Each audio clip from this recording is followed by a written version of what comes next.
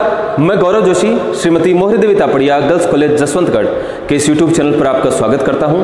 हम पढ़ रहे हैं लागत लेखांकन। कल की क्लास में हमने बात की थी कि लागत लेखांकन के अंतर्गत किसी वस्तु के उत्पादन या निर्माण से संबंधित लागतों का लेखा किया जाता है। ये देखा जाता है कि किसी वस्तु के उत्पादन या निर्माण में कितनी लागत आई है, उसकी वस्तु के निर्माण की उत्पादन की लागत क्या है।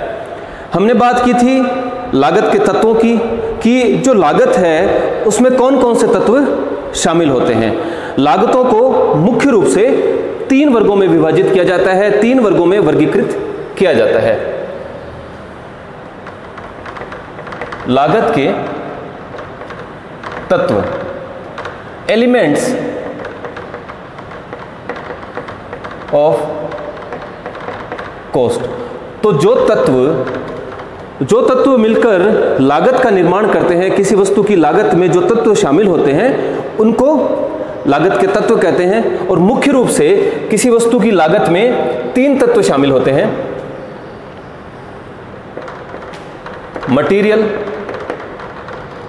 मटेरियल कॉस्ट, लेबर कॉस्ट और एक्सपेंसेज। तो मुख्य रूप से ये 3 लागत के तत्व हैं। किसी वस्तु के उत्पादन या निर्माण में सामग्री की आवश्यकता होती है, उस वस्तु के निर्माण के लिए मजदूरों की आवश्यकता होती है, और इसके अलावा जो सामग्री और मजदूर के अलावा कुछ अन्य खर्चे भी उस वस्तु के जो है निर्माण से संबंधित होते हैं। तो मुख्य रूप से लागत को 3 भागों में विभाजित किया जा सकता है, वर्गीकृत किया जा सकता है: मटेरियल कॉस्ट, लेबर कॉस्ट और एक्सपेंसेज। अब लागत के इन तत्वों को आगे 2 भागों में सब डिवाइड किया जा सकता है।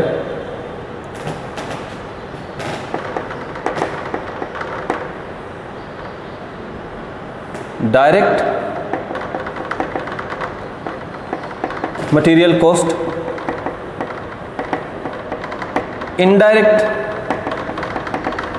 Material cost,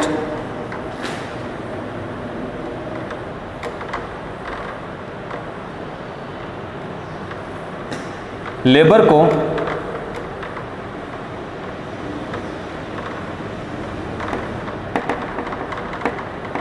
direct labour cost,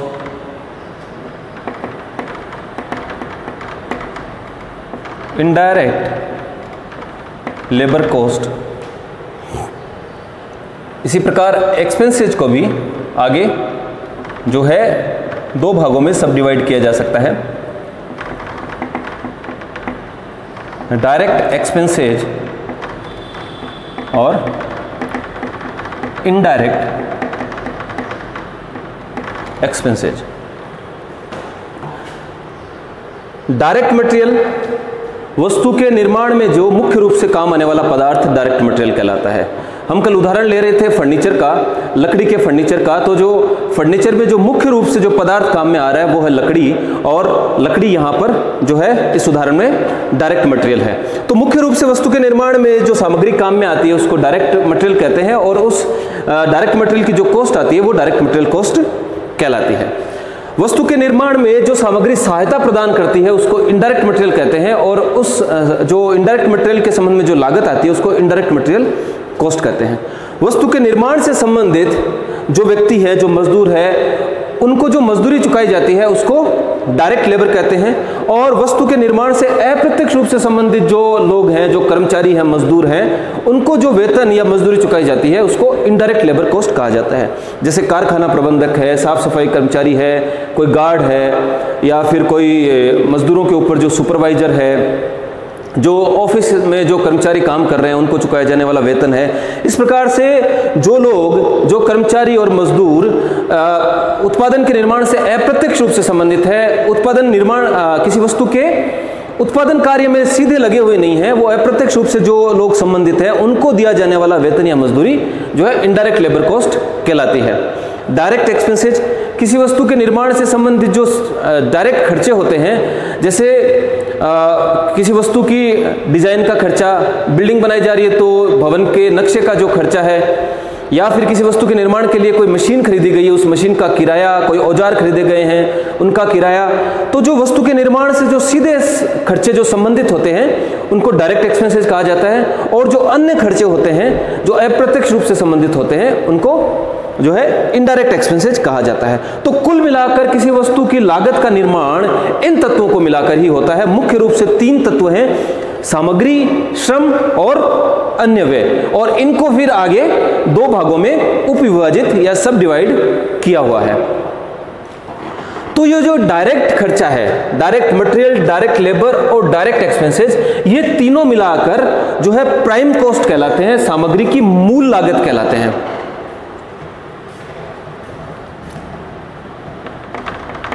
जो डायरेक्ट मटेरियल है, डायरेक्ट मटेरियल, डायरेक्ट लेबर और डायरेक्ट एक्सपेंसेस, जब हम किसी वस्तु की लागत ज्ञात करते हैं तो इन तीनों का योग प्राइम कॉस्ट कहलाती है, मूल लागत कहलाती है। किसी वस्तु की मूल लागत कहलाती है जो भी डायरेक्ट खर्चे हैं उनका योग। और जो इनडायरेक्ट खर्चे हैं, चाहे इनडायरेक्ट मटेरियल हो, इनडायरेक्ट लेबर हो या फिर इनडायरेक्ट एक्सपेंसेज हो, ये ऊपरी व्यय कहलाते हैं, ओवरहेड्स कहलाते हैं। जो भी अप्रत्यक्ष खर्चे हैं, जो भी इनडायरेक्ट एक्सपेंसेज हैं, चाहे सामग्री के रूप में हो, चाहे श्रम के रूप में हो, चाहे अन्य व्ययों के रूप में हो, ये ऊपरी व्यय कहलाते हैं, ओवरहेड्स, ऊपरी व्यय। और ये खर्चे जो अप्रत्यक्ष खर्चे हैं, इन खर्चों को, ओवरहेड्स को आगे फिर 3 भागों में विभाजित किया जा सकता है। यानी कि ये जो अन्य खर्चे हैं, ये जो खर्चे हैं, डायरेक्ट मटेरियल, डायरेक्ट लेबर और डायरेक्ट एक्सपेंसेज, ये डायरेक्ट खर्चे उस वस्तु के उत्पादन से सीधे संबंधित होते हैं, डायरेक्ट संबंधित होते हैं। लेकिन जो बाकी खर्चे होते हैं, जो अन्य खर्चे हैं, वो सारे खर्चे इनडायरेक्ट एक्सपेंसेज होते हैं, चाहे सामग्री के रूप में हो, चाहे लेबर के रूप में हो, चाहे एक्सपेंसेज के रूप में हो।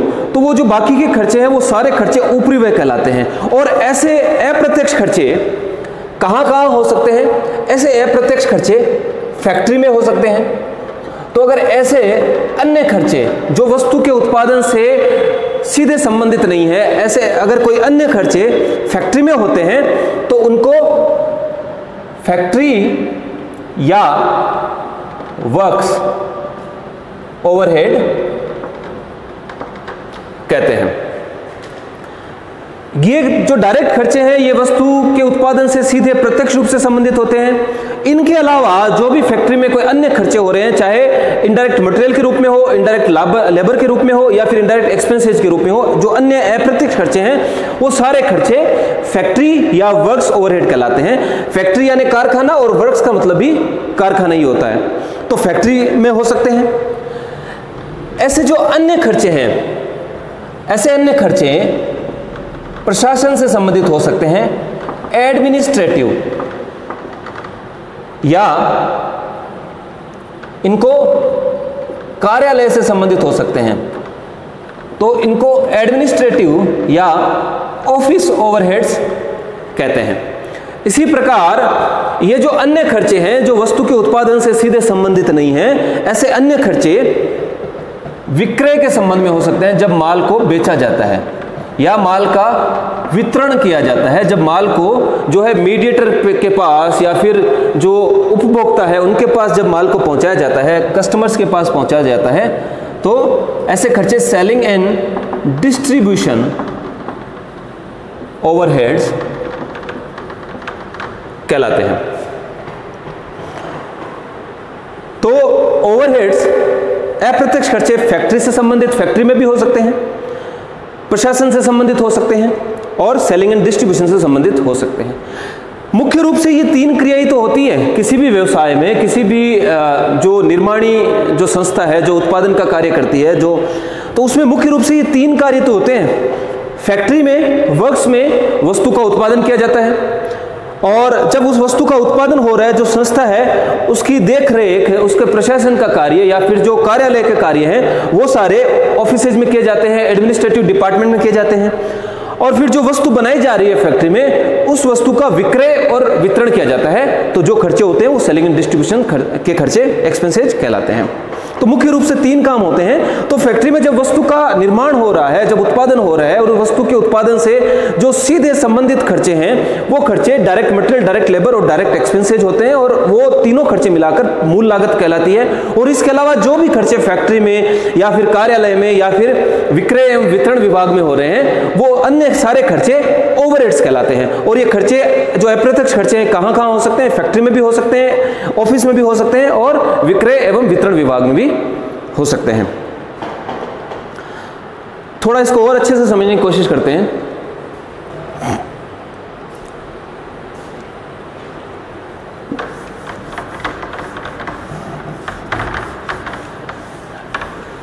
जो इनडायरेक्ट एक्सपेंसेस हैं वो ओवरहेड्स कहलाते हैं। और ओवरहेड्स कहाँ कहाँ हो सकते हैं? पहला हो सकते हैं फैक्ट्री में, फैक्ट्री ओवरहेड्स। इसको वर्क्स ओवरहेड भी कहते हैं, वर्क्स या फैक्ट्री ओवरहेड्स। दूसरे ये ओवरहेड्स हो सकते हैं प्रशासन से संबंधित, एडमिनिस्ट्रेटिव या ऑफिस ओवरहेड्स। तीसरा ये ओवरहेड्स हो सकते हैं सेल्स या डिस्ट्रीब्यूशन के संबंध में।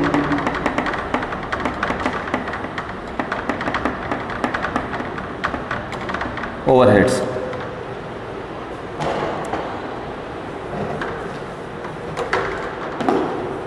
ओवरहेड्स का मतलब इनडायरेक्ट एक्सपेंसेस, चाहे इनडायरेक्ट मटेरियल हो, इनडायरेक्ट लेबर हो या फिर जो है इनडायरेक्ट एक्सपेंसेज हो, तो ये ओवरहेड्स हैं। इनको और अच्छे से समझने की कोशिश करते हैं। देखिए, ये किसी भी संस्था में एक कारखाना है जहां पर वस्तु के उत्पादन का कार्य हो रहा है। फैक्ट्री है, इसमें वस्तु के उत्पादन का कार्य होता है। कच्चे माल पे कुछ प्रक्रिया करके उससे कुछ प्रोसेसिंग करके और तैयार माल बनाया जाता है। और वो जो कच्चा माल है, कच्चा माल संस्था में स्टोर्स डिपार्टमेंट द्वारा रखा जाता है। स्टोर्स डिपार्टमेंट द्वारा इसका स्टोरेज किया जाता है। भंडारण विभाग एक स्टोर्स डिपार्टमेंट होता है, इसके द्वारा जो कच्चे माल का स्टोरेज किया जाता है। एक है परचेज डिपार्टमेंट। हम कार्य प्रणाली समझने की कोशिश कर रहे हैं कि किस प्रकार से एक मैन्युफैक्चरिंग कंपनी में किस प्रकार से जो है काम किया जाता है। एक है परचेज डिपार्टमेंट। तो स्टोर्स डिपार्टमेंट के पास रॉ मटेरियल, कच्चा माल स्टोरेज किया हुआ होता है।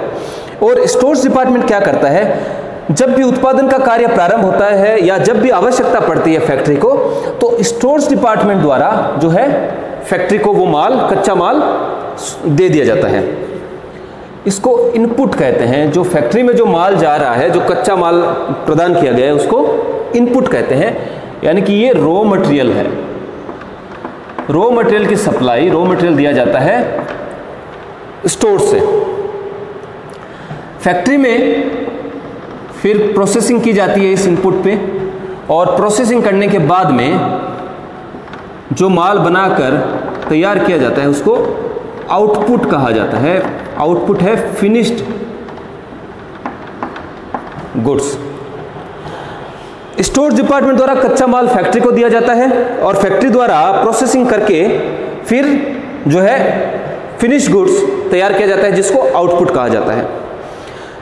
परचेज डिपार्टमेंट द्वारा जो रॉ मटेरियल की परचेज की जाती है, रॉ मटेरियल खरीदा जाता है, या फिर जो अन्य विभाग हैं कंपनी के, उनके द्वारा जो स्टेशनरी का सामान है, कोई प्रिंटिंग का सामान है, कोई अन्य मशीनरी या कोई फर्नीचर है, वो सब परचेज डिपार्टमेंट द्वारा खरीदा जाता है। तो रॉ मटेरियल या फिर कोई अन्य सामान परचेज डिपार्टमेंट द्वारा खरीदा जाता है बाहर के सप्लायर्स जो आपूर्ति करता है बाहर बाजार में, उनसे परचेज डिपार्टमेंट कांटेक्ट करता है, उनको परचेज ऑर्डर देता है, माल खरीदने के लिए आदेश देता है, और फिर सप्लायर्स द्वारा जो है माल स्टोर्स डिपार्टमेंट को पहुंचा दिया जाता है। तो स्टोर्स डिपार्टमेंट के पास कच्चा माल आ जाता है और फिर कच्चा माल जो है फैक्ट्री को दिया जाता है और फिर जो है फैक्ट्री द्वारा जो प्रोसेसिंग करके उस पर आउटपुट फिनिश गुड्स तैयार कर दिया जाता है। यहाँ फैक्ट्री में जो माल बनाया जा रहा है और जो वस्तु तैयार की जा रही है और उस वस्तु पर जो सामग्री काम में आ रही है, जो रॉ मटेरियल काम में आ रहा है, जो डायरेक्ट मटेरियल काम में आ रहा है, और जो मजदूर उस वस्तु के निर्माण कार्य में लगे हुए हैं, जो मजदूर उस वस्तु को बना रहे हैं, और उस वस्तु के संबंध में जो भी डायरेक्ट खर्चा आ रहा है, वो सारा खर्चा यहाँ पर प्रोसेसिंग के दौरान हो रहा है। और उन जो डायरेक्ट खर्चे हैं, जो डायरेक्ट खर्चे हो रहे हैं, डायरेक्ट मटेरियल, डायरेक्ट लेबर और डायरेक्ट एक्सपेंसेस के रूप में, उनको प्राइम कॉस्ट कहा जाता है, जो इस वस्तु की मूल लागत कही जाती है। इस वस्तु की प्रोसेसिंग में जो डायरेक्ट मटेरियल, डायरेक्ट लेबर और डायरेक्ट एक्सपेंसेस के जो खर्चे आ रहे हैं यहाँ पर फैक्ट्री में, वो उस वस्तु की मूल लागत का निर्माण करते हैं, वो वस्तु की प्राइम कॉस्ट कही जाती है। इस फैक्ट्री के अलावा जहां पर इस फैक्ट्री में उस वस्तु की प्रोसेसिंग हो रही है, उस वस्तु का निर्माण हो रहा है, प्रोसेसिंग कह लीजिए, मैन्युफैक्चरिंग कह लीजिए, प्रोडक्शन कह लीजिए, इस फैक्ट्री में जो प्रोडक्शन का काम हो रहा है, उसके अलावा जो उसके संबंध में जो डायरेक्ट खर्चे हो रहे हैं, उसके अलावा भी तो यहां पर और कई प्रकार के खर्चे होते हैं। जैसे फैक्ट्री है तो इस फैक्ट्री में जो मजदूर काम कर रहे हैं, उन मजदूरों पर एक सुपरवाइजर है, उस सुपरवाइजर को जो वेतन दिया जाता है। ये जो फैक्ट्री है, इस फैक्ट्री को मैनेज करने के लिए एक फैक्ट्री का मैनेजर है, उस मैनेजर को जो वेतन दिया जाता है। इस फैक्ट्री में एक गार्ड है, उस गार्ड को वेतन दिया जाता है। इस फैक्ट्री की साफ सफाई हो रही है तो साफ सफाई करने वाले मजदूरों को मजदूरी दी जा रही है। इस फैक्ट्री में लाइटिंग का खर्चा है। इस फैक्ट्री में जो मशीनें हैं, उस मशीनों का डेप्रिसिएशन है, उस मशीनों को चलाने के लिए जो पावर काम में आ रहा है, उन मशीनों की रिपेयरिंग का खर्चा है। इसी प्रकार यहाँ पर स्टोर्स डिपार्टमेंट में जो कर्मचारी काम कर रहे हैं, उन कर्मचारियों को दिया जाने वाला वेतन, स्टोर्स डिपार्टमेंट की बिल्डिंग का किराया, बिल्डिंग का डेप्रिसिएशन, यहाँ पर लाइटिंग का खर्चा, यहाँ पर जो फर्नीचर है उसका डेप्रिसिएशन, परचेज डिपार्टमेंट में जो कर्मचारी काम कर रहे हैं उनको दिया जाने वाला वेतन, परचेज डिपार्टमेंट का फर्नीचर का डेप्रिसिएशन, परचेज डिपार्टमेंट में लाइटिंग के खर्चे, और परचेज डिपार्टमेंट की जो बिल्डिंग है जहाँ पर परचेज डिपार्टमेंट काम कर रहा है, उस बिल्डिंग का किराया या फिर बिल्डिंग की मरम्मत के खर्चे, उस बिल्डिंग का डेप्रिसिएशन। इस प्रकार से अन्य कई खर्चे हो रहे हैं। केवल खर्चा यहीं पे नहीं हो रहा, वस्तु का निर्माण किया जा रहा है, वस्तु के निर्माण में एक सामग्री लग रही है, वस्तु का निर्माण करने वाले मजदूरों को कुछ मजदूरी दी जा रही है और वस्तु के निर्माण से संबंधित कुछ डायरेक्ट एक्सपेंसेज हो रहे हैं। वो तो हुए डायरेक्ट प्राइम कॉस्ट का हिस्सा, वो सारे डायरेक्ट एक्सपेंसेज उस वस्तु की मूल लागत कहलाती है। लेकिन मूल लागत के अलावा भी तो, डायरेक्ट एक्सपेंसेस के अलावा भी तो बहुत सारे खर्चे होते हैं फैक्ट्री में। वो सारे खर्चे फैक्ट्री ओवरहेड्स कहलाते हैं। तो ये जो स्टोर्स डिपार्टमेंट है, परचेज डिपार्टमेंट है और फैक्ट्री है, ये तीनों मिलकर, इन तीनों में जो खर्चे हो रहे हैं, ये सारे खर्चे फैक्ट्री ओवरहेड्स कहलाते हैं। तो ओवरहेड्स को भी हमने तीन भागों में विभाजित किया हुआ है, फैक्ट्री ओवरहेड्स, एडमिनिस्ट्रेटिव ओवरहेड्स और सेलिंग एंड डिस्ट्रीब्यूशन ओवरहेड्स। तो फैक्ट्री में, स्टोर्स डिपार्टमेंट में और जो परचेज डिपार्टमेंट में जो भी अन्य खर्चे हो रहे हैं, वो सारे फैक्ट्री ओवरहेड्स कहलाते हैं। तो फैक्ट्री ओवरहेड्स में क्या क्या खर्चे हो सकते हैं? अब देखिए, हमने बात की थी ओवरहेड्स का मतलब है इनडायरेक्ट खर्चे, अप्रत्यक्ष खर्चे, इनडायरेक्ट मटेरियल, इनडायरेक्ट लेबर और इनडायरेक्ट एक्सपेंसेस, ये सब ओवरहेड्स होते हैं। तो फैक्ट्री ओवरहेड्स यानी फैक्ट्री में भी जो है इनडायरेक्ट मटेरियल का खर्चा हो सकता है। फैक्ट्री में भी किसी प्रकार की अप्रत्यक्ष सामग्री का खर्चा हो सकता है।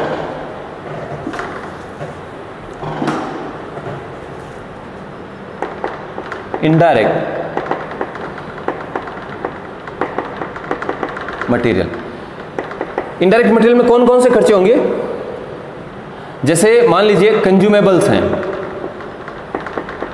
कंज्यूमेबल्स का मतलब है जो मशीनों को जब चलाया जाता है, मशीनों में जो ऑयल, जो ग्रीस या फिर कोई कॉटन, इस प्रकार का जो सामान जो काम में आता है वो कंज्यूमेबल्स कहलाता है।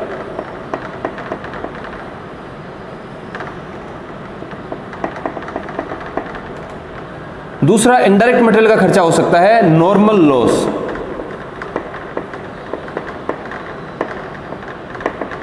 फैक्ट्री में जो रॉ मटेरियल काम में आ रहा है उस रॉ मटेरियल का कुछ जो है सामान्य क्षय हो सकता है, नॉर्मल लॉस हो सकता है।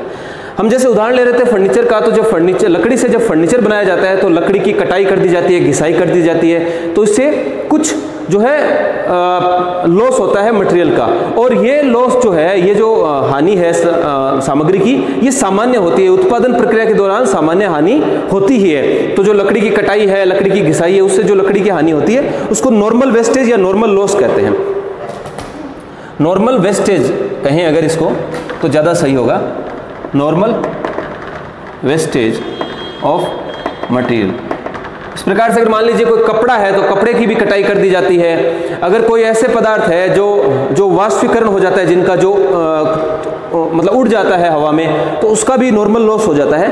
तो जो मटेरियल के संबंध में जो कंज्यूमेबल्स है, नॉर्मल वेस्टेज है मटेरियल का, जो रॉ मटेरियल जो काम में आ रहा है वस्तु के उत्पादन में, उसका जो नॉर्मल वेस्टेज है वो भी जो है फैक्ट्री ओवरहेड का ही हिस्सा है, उसको इनडायरेक्ट मटेरियल में हम शामिल करेंगे।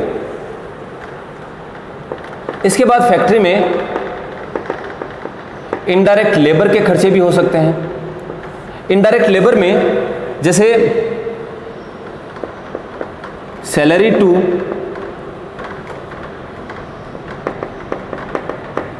फैक्ट्री मैनेजर, जो फैक्ट्री का जो मैनेजर है उसको दी जाने वाली salary, salary to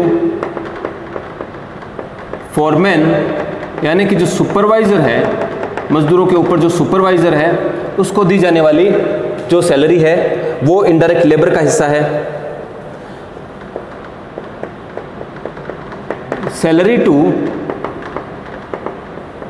indirect labour, indirect labour को जो इनडायरेक्ट जो अप्रत्यक्ष श्रमिक है उनको जो वेतन दिया जा रहा है, जैसे कि यहाँ पर कोई सफाई कर्मचारी काम कर रहा है, यहाँ पर सुरक्षा गार्ड खड़ा है, इस प्रकार से जो इनडायरेक्ट लेबर को जो सैलरी दी जा रही है, अप्रत्यक्ष श्रमिकों को जो सैलरी दी जा रही है वो भी इनडायरेक्ट लेबर का हिस्सा है। Indirect labour cost, indirect material cost, indirect labour cost. इसके अलावा इनडायरेक्ट एक्सपेंसेज भी हो सकते हैं फैक्ट्री में। पहला है, जैसे मान लीजिए कि फैक्ट्री में प्लांट और मशीनरी है तो रिपेयर्स, डेप्रिसिएशन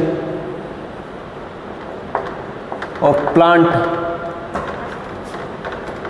मशीनरी, जो मशीनें उत्पादन में काम आ रही है उन मशीनों की रिपेयरिंग, डेप्रिसिएशन।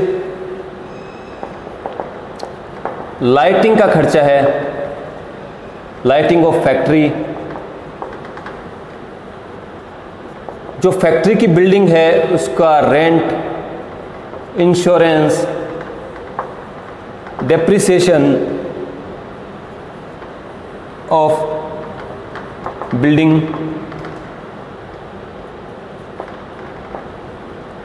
पावर जो काम में आ रहा है, मशीनों को चलाने के लिए जो पावर काम आ रहा है वो इनडायरेक्ट एक्सपेंसेज हैं। और इसके अलावा फैक्ट्री ओवरहेड में जो है, ये कुछ एग्जाम्पल हैं, और भी कई खर्चे हो सकते हैं, हम कुछ एक बार समझने के लिए कुछ यहाँ पर एग्जाम्पल्स ले रहे हैं। और इसके अलावा जो फैक्ट्री ओवरहेड में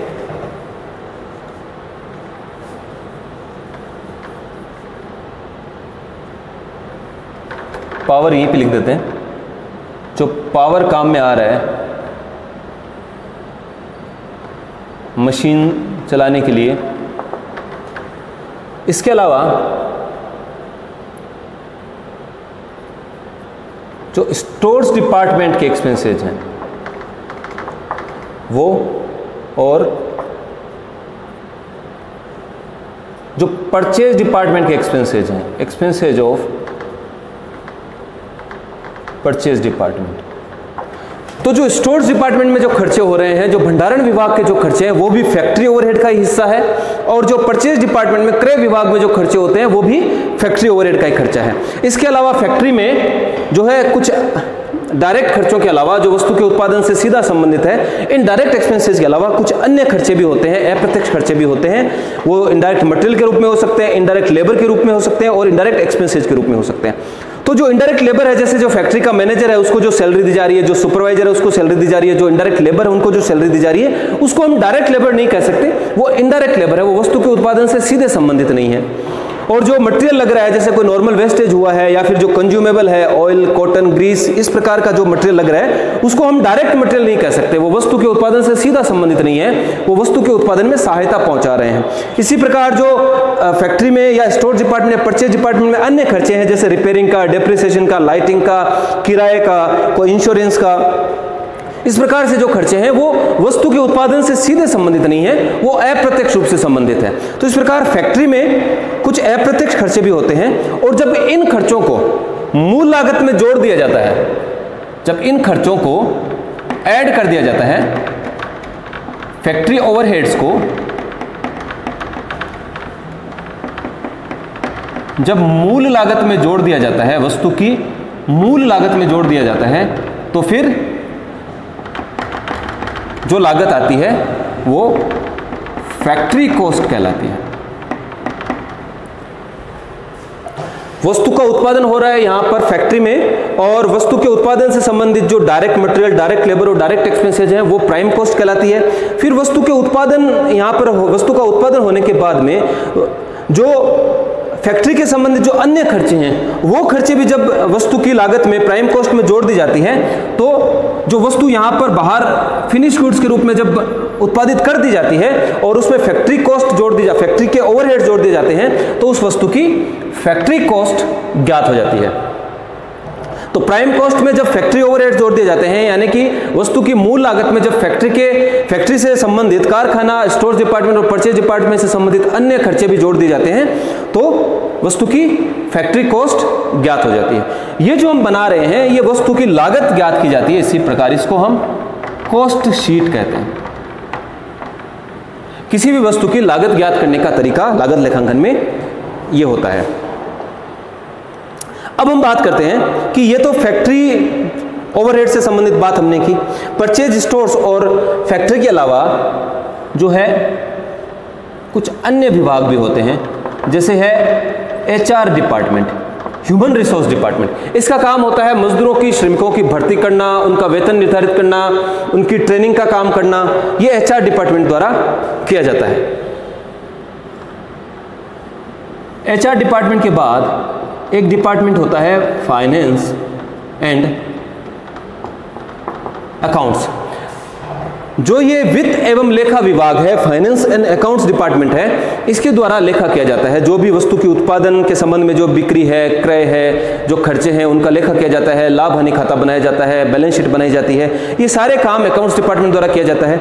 अगर किसी प्रकार की वित्त की व्यवस्था करनी है, जैसे उधार लेना है या फिर जो है अंश पूंजी का निर्गमन किया जाना है, ये सारे काम यहाँ पर फाइनेंस डिपार्टमेंट द्वारा किए जाते हैं। तो परचेज, स्टोर्स और फैक्ट्री के अलावा जो कार्यालय के जो काम है, जो एडमिनिस्ट्रेटिव प्रशासन के जो काम है, वो कार्य कुछ विभागों द्वारा किए जाते हैं। उनमें से जैसे HR विभाग है, फाइनेंस एंड अकाउंट्स डिपार्टमेंट है, इस तरह से और कोई अन्य विभाग भी जो है कंपनी में हो सकता है। तो इन विभागों में जो खर्चे हो रहे हैं, जो ऑफिस में जो खर्चे हो रहे हैं, जो कार्यालय में जो खर्चे हो रहे हैं, वो खर्चे वस्तु के उत्पादन से सीधे संबंधित नहीं है, प्रत्यक्ष रूप से संबंधित नहीं है, अप्रत्यक्ष रूप से संबंधित है। तो इन विभागों में जो एडमिनिस्ट्रेटिव यानी प्रशासन या फिर जो कार्यालय से संबंधित जो खर्चे हो रहे हैं, वो सारे खर्चे ओवरहेड्स कहलाते हैं, क्योंकि वो सारे खर्चे इनडायरेक्ट एक्सपेंसेज हैं। तो इन विभागों में जो खर्चे हो रहे हैं उनको हम एडमिनिस्ट्रेटिव या ऑफिस ओवरहेड्स कहते हैं। कुछ एग्जाम्पल लेते हैं। कुछ एग्जाम्पल्स हैं, जैसे मान लीजिए यहां पर अगर देखा जाए तो क्या होगा कि सैलरी टू मैनेजर, जो इन विभागों का जो मैनेजर है उसको जो वेतन दिया जा रहा है, सैलरी टू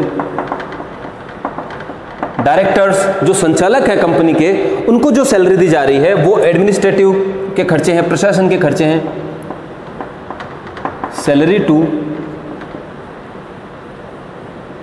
स्टाफ या फिर एम्प्लॉइज जो एम्प्लॉय काम कर रहे हैं मैनेजर के अलावा, डायरेक्टर के अलावा जो मैनेजर काम कर रहे हैं उनको जो वेतन दिया जा रहा है वो इनडायरेक्ट लेबर है। तो ये इनडायरेक्ट लेबर के उदाहरण हैं सारे।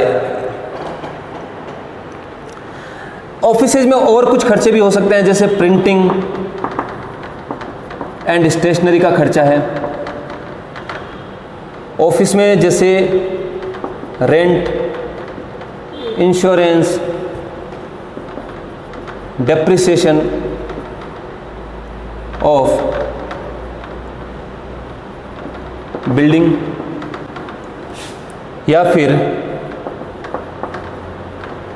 Insurance, depreciation of furniture. Telephone के खर्चे हो सकते हैं, टेलीफोन एक्सपेंसेज। तो प्रिंटिंग एंड स्टेशनरी है, rent, insurance, depreciation of building है, इंश्योरेंस, डेप्रिसिएशन ऑफ फर्नीचर है, टेलीफोन एक्सपेंसेज है, लाइटिंग का खर्चा है। इस प्रकार से कई खर्चे हो सकते हैं। तो ये जो कार्यालय हैं, इन कार्यालय में जो खर्चे हो रहे हैं वे वस्तु के उत्पादन से प्रत्यक्ष रूप से संबंधित नहीं है, अप्रत्यक्ष रूप से संबंधित है। और जो इनडायरेक्ट खर्चे होते हैं, जो indirect labour, indirect material, indirect expenses है, उनको हम ओवरहेड्स कहते हैं। और ऐसे अप्रत्यक्ष खर्चे जो कार्यालय में होते हैं, जो प्रशासन से संबंधित होते हैं, उनको एडमिनिस्ट्रेटिव ओवरहेड्स या फिर ऑफिस ओवरहेड्स कहा जाता है। तो ये कुछ उदाहरण हैं, जैसे मैनेजर को सैलरी है, salary to director, salary to employees, जो इन विभागों में जो कर्मचारी काम कर रहे हैं उनको दिया जाने वाला वेतन, इन विभागों में पोस्टेज, प्रिंटिंग, स्टेशनरी, टेलीफोन के खर्चे, इन विभागों में जो फर्नीचर है उस फर्नीचर का इंश्योरेंस, उस फर्नीचर का डेप्रिसिएशन जो है, कंप्यूटर्स जो काम में लिए जा रहे हैं उनका डेप्रिसिएशन, जो लाइट, जो बिजली का खर्चा आ रहा है वो खर्चा भी अप्रत्यक्ष खर्चा है। जो बिल्डिंग है, ऑफिस की जो बिल्डिंग है, इन कार्यालयों की जो बिल्डिंग है, अगर वो बिल्डिंग किराए की है तो उसका किराया, अगर खुद की है तो उस बिल्डिंग का इंश्योरेंस, उस बिल्डिंग का डेप्रिसिएशन, उस बिल्डिंग के रिपेयरिंग के खर्चे। तो ये सारे खर्चे जो है वस्तु के उत्पादन से प्रत्यक्ष रूप से संबंधित नहीं होते, इसलिए ये ओवरहेड्स कहलाते हैं। और ये ओवरहेड्स जब एडमिनिस्ट्रेटिव से संबंधित है, ऑफिस में हो रहे हैं, तो इनको एडमिनिस्ट्रेटिव या ऑफिस ओवरहेड्स कहा जाता है। अब इसके अलावा दो अन्य विभाग भी होते हैं, एक सेल्स डिपार्टमेंट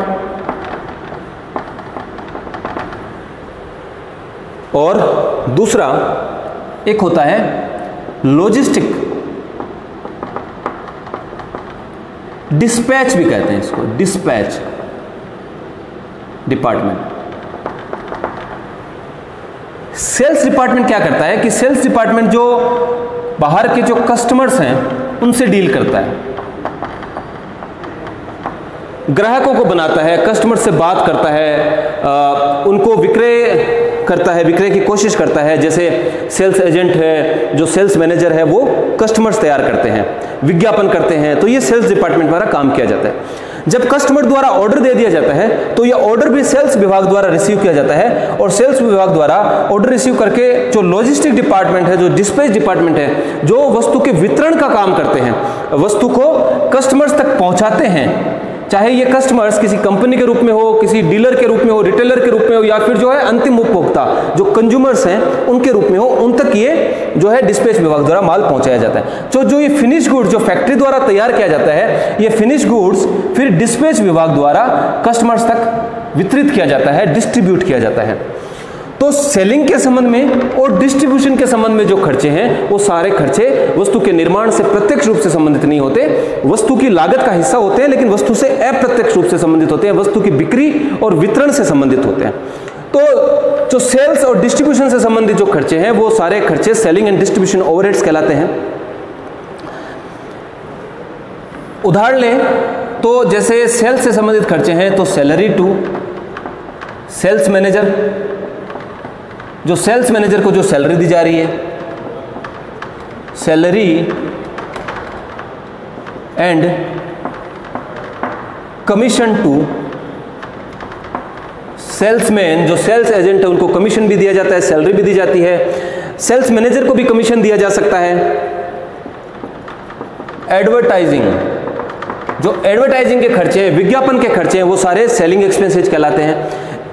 इसके अलावा वितरण से संबंधित, डिस्ट्रीब्यूशन से संबंधित कुछ खर्चे हो सकते हैं, जैसे वेयर हाउस एक्सपेंसेज। अब ये जो फिनिश गुड्स है, जो माल तैयार हो गया है उस तैयार माल को जहां पर स्टोरेज किया जाता है, जहां पर रखा जाता है, उसको उस गोदाम का जो खर्चा है, जो स्टोरेज का खर्चा है, वो वेयर हाउस एक्सपेंसेज है।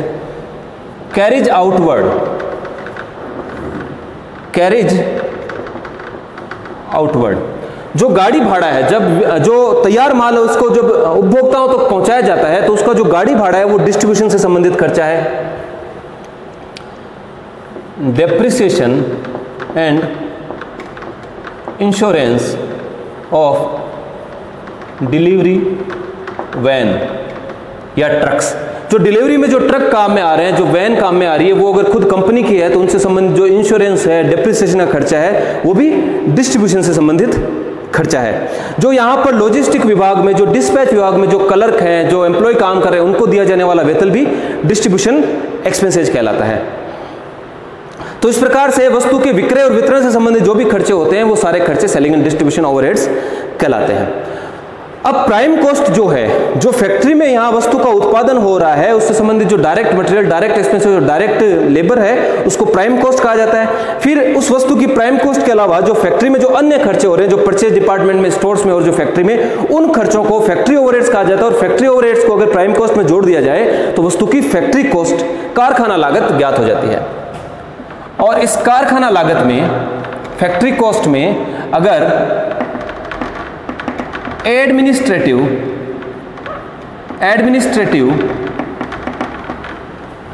ओवरहेड्स जोड़ दिए जाएं, ऐड कर दिया जाए, तो ये कॉस्ट ऑफ प्रोडक्शन, वस्तु की उत्पादन लागत ज्ञात हो जाती है। वस्तु के उत्पादन के बाद में ही वस्तु के विक्रय का कार्य प्रारंभ होता है। तो जब तक वस्तु का उत्पादन हुआ, यानी कि ये फिनिश गुड्स तैयार हुआ, तब तक जो है फैक्ट्री से संबंधित खर्चे हो रहे थे। वस्तु के निर्माण में जो मूल लागत आई है वो लागत, फैक्ट्री के अन्य खर्चे हो रहे थे वो हमने जोड़ दिए। इसके बाद जो ये विभाग भी कार्यरत थे, प्रशासनिक जो कार्य हो रहे थे, जो ऑफिस के, जो कार्यालय के काम हो रहे थे, वो सारे काम भी वस्तु के उत्पादन के दौरान हो रहे थे। तो जब वस्तु का उत्पादन हो गया, जब फिनिश गुड्स तैयार हो गई, तो फिनिश गुड्स में फैक्ट्री के और ये कार्यालय, प्रशासन से संबंधित खर्चे जोड़ दिए जाते हैं। तो जो है उत्पादन की लागत ज्ञात हो जाती है, वस्तु की कॉस्ट ऑफ प्रोडक्शन ज्ञात हो जाती है। और वस्तु का उत्पादन हो जाने के बाद ही, प्रोडक्शन हो जाने के बाद ही विक्रय और वितरण का कार्य प्रारंभ होता है। तो इस कॉस्ट ऑफ प्रोडक्शन में अगर हम selling and distribution overheads add कर दें तो टोटल कॉस्ट या कॉस्ट ऑफ सेल्स ज्ञात हो जाती है। इसको अगर अभी के लिए टोटल कॉस्ट ही समझें तो सही रहेगा। तो इसको टोटल कॉस्ट कहते हैं, टोटल कॉस्ट। तो किसी वस्तु की लागत का लेखांकन जो है इस प्रकार किया जाता है। पहले उस वस्तु की मूल लागत ज्ञात की जाती है, फिर इस वस्तु की मूल लागत में फैक्ट्री से संबंधित जो अन्य खर्चे, फैक्ट्री ओवरहेड जोड़ दिए जाते हैं, तो फैक्ट्री कॉस्ट ज्ञात हो जाती है, कारखाना लागत ज्ञात हो जाती है, और इसको कहते हैं कारखाना लागत। और कारखाना लागत में जब प्रशासनिक उपरिव्यय या कार्यालय के उपरिव्यय जोड़ दिए जाते हैं, कार्यालय के खर्चे जोड़ दिए जाते हैं, तो वस्तु की जो है उत्पादन लागत ज्ञात हो जाती है। और उस वस्तु के उत्पादन लागत में जब वस्तु का उत्पादन हो चुका है तो उस वस्तु के विक्रय और वितरण के संबंध में जो उस वस्तु पर खर्चे किए जाते हैं उनको सेलिंग एंड डिस्ट्रीब्यूशन ओवरहेड्स कहते हैं। तो वस्तु की उत्पादन लागत में जब सेलिंग एंड डिस्ट्रीब्यूशन खर्चे जोड़ देते हैं तो वस्तु की कुल लागत ज्ञात हो जाती है। और यही काम लागत लेखांकन के अंतर्गत किया जाता है। किसी वस्तु के उत्पादन या निर्माण से संबंधित जो खर्चे हैं, जो लागत आती है, उस लागत का निर्धारण किया जाता है, उस लागत को ज्ञात किया जाता है। तो इस प्रकार से जो है लागत लेखांकन में जो है टोटल कॉस्ट, किसी वस्तु के उत्पादन की लागत ज्ञात की जाती है। यही हम कॉस्ट अकाउंटिंग में मुख्य रूप से पढ़ते हैं। तो आज के लिए इतना ही। मैं आशा करता हूं कि आज हमने जो भी पढ़ा आपको अच्छे से समझ में आया होगा। इस वीडियो को लाइक कीजिए, शेयर कीजिए, हमारे YouTube चैनल को सब्सक्राइब कीजिए। धन्यवाद।